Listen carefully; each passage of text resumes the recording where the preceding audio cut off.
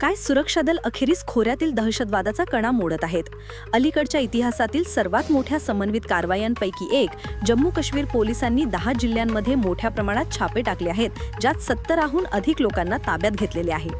ही कारवाई जी 10 नोव्हेंबर 2025च्या संध्याकाळी तीव्र झाली, ती दहशतवादाच्या संपूर्ण इकोसिस्टमला लक्ष्यित करत आहे। ही बातमी 10 नोव्हेंबर 2025ची धेना आस्क अर्थात TS द्वारे प्रकाशित करण्यात आलेल्या एक लेखातून आणली गेली आहे। हा 1 मिनिटाचा सारांश आहे। सविस्तर रिपोर्टसाठी हा रिपोर्ट पुढे पाहत रहा।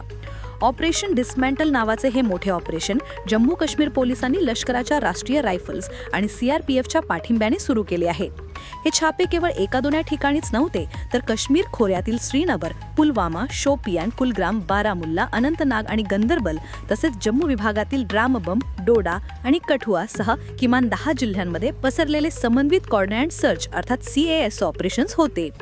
या ऑपरेशनचं प्राथमिक लक्ष्य जे 9 नोव्हेंबरच्या रात्री जंतर उशिरा सुरू झाली आणि 10 नोव्हेंबरपर्यंत चालू राहिले, ते म्हणजे ओव्हरग्राऊंड वर्कर्स किंवा OGW। हे लोक दहशतवादी संघटनांना लॉजिस्टिक्स, माहिती आणि आश्रय देऊन त्यांचा कणा बनतात। एका पोलीस प्रवक्त्याने पुष्टी केली आहे की 70हून अधिक व्यक्तींना चौकशीसाठी ताब्यात घेतलेले आहे। या तपासाची सूत्र अनेक एजन्सी सांभाळत आहेत। पुलवामा आणि शोपियानसारख्या जिल्ह्यातील स्थानिक पोलीस ठाणे ताब्यात घेतलेल्यांना सांभाळत आहेत, तर जम्मू काश्मीर पोलिसांचे elite special operations group SOG आणि काउंटर इंटेलिजन्स काश्मीर CIK हे गुप्त माहितीवर आधारित छाप्यांचे नेतृत्व करीत आहेत। उदाहरणार्थ रामबनमध्ये SSP अरुण गुप्ता हे स्वतः ऑपरेशनवर देखरेख करताना दिसत होते। ही कारवाई अनेक आठवड्यांपासून गोळा केलेल्या गुप्त माहितीवर आधारित आहे, ज्यात असे सुचवण्यात आले होते की दहशतवादी गट कडक हिवाळ्यात अतिरेकांसाठी सुरक्षित आश्रयस्थान शोधण्यासाठी त्यांच्या OGW नेटवर्कचा वापर करण्याची योजना करत होते। ही एक रणनीती आहे जी मागील वर्षांमध्ये विशेषतः 2022 आणि 2023चा हिवाळ्यात दिसून आली होती। शिवाय CIK विंगने विशेषतः सोशल मीडिया प्लॅटफॉर्म्सद्वारे राष्ट्रविरोधी प्रचार पसरवणारे आणि हिंसाचार भडकवणारे व्यक्तींना लक्षात केले।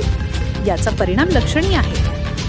सुरक्षा दलांनी मोबाईल फोन, सिम कार्ड आणि डिजिटल उपकरणासह मोठ्या प्रमाणात गुन्हेगारी साहित्य जप्त केले आहे। व्यापक गटांचे उलगडण्यासाठी हे पुरावे यांचे विश्लेषण केले जात आहे। या ऑपरेशनचा उद्देश पाकिस्तान आणि POJK मध्ये त्यांच्या हँडलर्सकडून या दहशतवादी नेटवर्कला पुरवली जाणारी आर्थिक आणि लॉजिस्टिक खंडित करण्याचा असाही आहे। हे ऑक्टोबर 2025 मध्येच असलेल्या छोट्या प्रमाणाचा समाज अशा प्रकारच्या सर्वोच्च कारवाईच्या मार्गामध्ये पुढे झाले।